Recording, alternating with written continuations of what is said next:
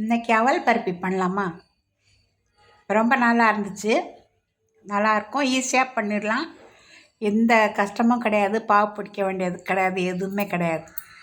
சும்மா நம்ம கொஞ்சம் வறுத்துட்டு பொடி பண்ணி நல்லா மிக்ஸ் பண்ணி நெய் போட்டு மிக்ஸ் பண்ணி கட் பண்ணி எடுத்துட வேண்டியது தான். ரொம்ப ரொம்ப ஈஸியான ஒரு ஸ்வீட்டு. வாங்க அது எப்படி பண்ணலான்னு பார்க்கலாம். நான் வந்து ஒரு 3/4 கப்பு அவல் எடுத்திருக்கேன், சிவப்பு அவல் எடுத்திருக்கேன். 1/4 கப்பு உடச்ச கடலை, 1/4 கப்பு வேர்க்கடலை, ஒரு 30 பாதம். பாதம் வந்து ஆப்ஷனல் தான், உங்களுக்கு வேண்டான்னா நீங்கள் போட்டுக்காதீங்க, போடலைனாலும் நல்லாயிருக்கும். இது குழந்தைங்களுக்கு கொஞ்சம் சத்தாக சேரட்டுமே நான் போட்டிருக்கேன். ஒரு 1/4 கப்பு பால் போடுறேன். இப்போ எல்லாத்தையும் கொஞ்சம் லேசாக வறுத்துக்கலாம். ரொம்ப செவக்கணும்லாம் கிடையாது, கொஞ்சம் சூடாச்சுன்னா போகிறோம், அது வரைக்கும் வறுத்தா போகிறோம். இப்போ முதல்ல உடச்ச கடலையை வறுத்தாச்சு. அடுத்து வேர்க்கடலை, இதையும் கொஞ்சம் வறுத்த வேர்க்கடலை தான் அது, இன்னும் கொஞ்சம் சூடாகட்டும். அப்போ தான் இந்த பவுட்ரு வந்து கொஞ்சம் மொரப்பாக இருக்கும், அதுக்காக அதை கொஞ்சமாக வறுத்து விட்டுக்கலாம். அடுத்து பாதம், இதையும் லேசாக வறுத்துக்கலாம். நான் 30 பாதம் சேர்த்துருக்கேன், நிறைய கூட சேர்க்கலாம், பசங்களுக்கு சாப்பிட்டா நல்லது தானே. இப்போ அடுத்து நம்ம அவல் சேர்க்க போகிறோம். அவல் வந்து நல்லா புடச்சி சுத்தம் பண்ணி துணியில் போட்டு நல்லா தொடச்சி அந்த பவுடரெல்லாம் நான் எடுத்துட்டேன். சரியா, கழுவுனா எப்படி வரும் அழுக்கு, அந்த மாதிரி அந்த அழுக்கெல்லாம் நான் எடுத்துட்டேன். இப்போ இதில் ஒரு 2 ஸ்பூன் வெள்ளை எள்ளு சேர்த்துக்கலாம். சேர்த்து இதையும் நல்லா வறுத்து விட்டுக்கலாம். எள்ளு வந்து கொஞ்சம் படப்படான்னு பொடியிட்டோம். இதுலேயே வந்து ஒரு 7 நான் ஏலக்காய் போட்டிருக்கேன், நல்ல வாசனையாக இருக்கும். இப்போ இந்த சூட்லேயே அது நம்ம போட்டுறதுனால அது நல்லா மையாக அரைஞ்சி பவுடர், இந்த தோலெல்லாம் வராது வாய்க்குள்ளே, அதுக்காக தான் நான் இதோடு சேர்த்து வறுத்துருக்கேன். அவ்வளோதான், இதை ஃபுல்லாக வறுத்து எடுத்தாச்சு. இப்போ இதை நம்ம நல்லா பவுட்ரு பண்ணி கொண்டு வந்துடலாம். இப்போ பாருங்கள், அந்த நட்ஸ் எல்லாத்தையும் நான் பவுட்ரு பண்ணிட்டேன். இப்போ அடுத்து எள்ளும் அவலும் பவுட்ரு பண்ணணும், அதுவும் பண்ணியாச்சு. இப்போ அதே ஜாரில் ஒரு 1/2 கப்பு கூட கொஞ்சம் கம்மியாக, 1/4 கப்பை விட கொஞ்சம் ஜாஸ்தியாக வெள்ளை சர்க்கரை சேர்க்க போகிறேன். அதையும் நல்லா பவுட்ரு பண்ணிக்கலாம்.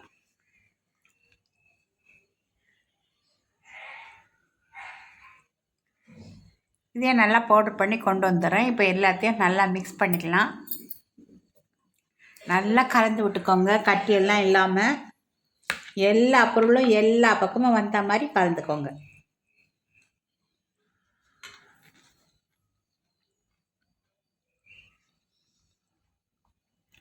ஒரு துளி உப்பு,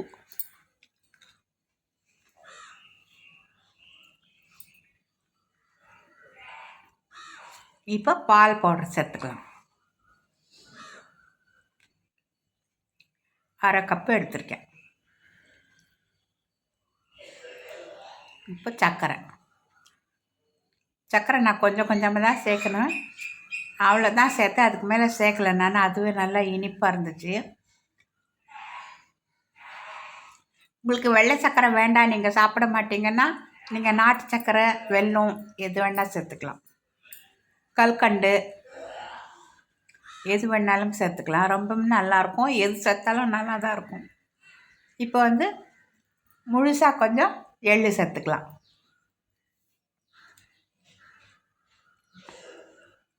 அதை சாப்பிடும்போது பல்லில் படும் இல்லையா, அப்போ நல்லாயிருக்கும், அதுக்காக தான் போட்டிருக்கேன். நல்லா கலந்துக்கோங்க. இதில் ஒரு 4 ஸ்பூன் நெய் விட்டுக்கலாம்.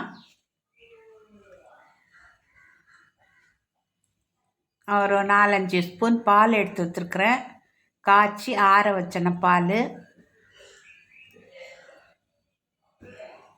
அதை இப்போ இதை நல்லா அந்த நெய் வந்து எல்லா பக்கமும் பட்டா மாதிரி நல்லா கலந்துக்கிட்டு இப்போ அந்த பாலை கொஞ்சம் கொஞ்சமாக ஊற்றி நல்லா சப்பாத்தி மாவு மாதிரி இது பிசையணும்.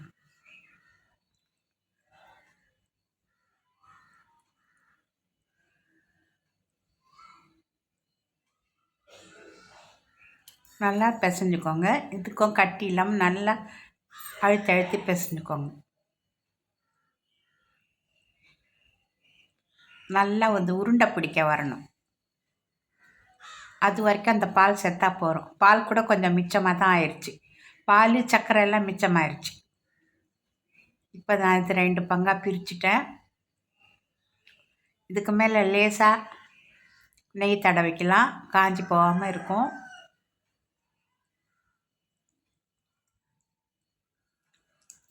இப்போ திரட்டுற மனையை எடுத்தாச்சு. அதில் கொஞ்சம் நெய் போட்டுக்கலாம்.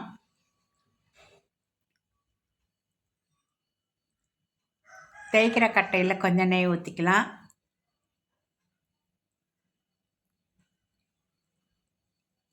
இப்போ கொஞ்சம் ஒரு 1/4 இன்ச்சு அளவுக்கு கனமாக இருக்கிற மாதிரி நம்ம இதை திரட்டிக்கலாம்.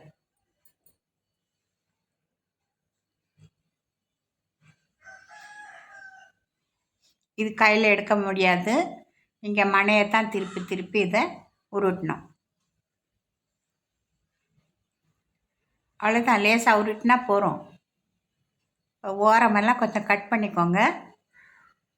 மீதி நீங்கள் எப்படி வேணாலும் கட் பண்ணிக்கலாம். ரவுண்டாக, ஸ்கொயராக, நீண்ட சதுரமாக, கஜூர் மாதிரி எது வேணாலும் நீங்கள் கட் பண்ணிக்கலாம். நான் ஸ்கொயராக தான் கட் பண்ணேன்.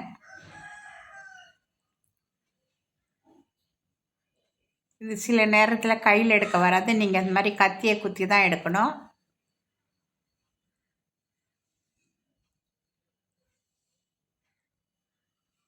கத்தியால் எடுத்துக்கோங்க, நல்லா ஈஸியாக வரும். அவ்வளோதான், நல்ல கமன்னு வாசனை, செம்மையான ஒரு பர்ஃபி ரெடி ஆகிடுச்சு. ரொம்ப ரொம்ப டேஸ்ட்டாக இருக்கும். கண்டிப்பாக பண்ணி பாருங்கள் ஃப்ரெண்ட்ஸ். அஸ்ஸலாமு அலைக்கும் ரஹ்மத்துல்லாஹி வபரகாத்துஹு.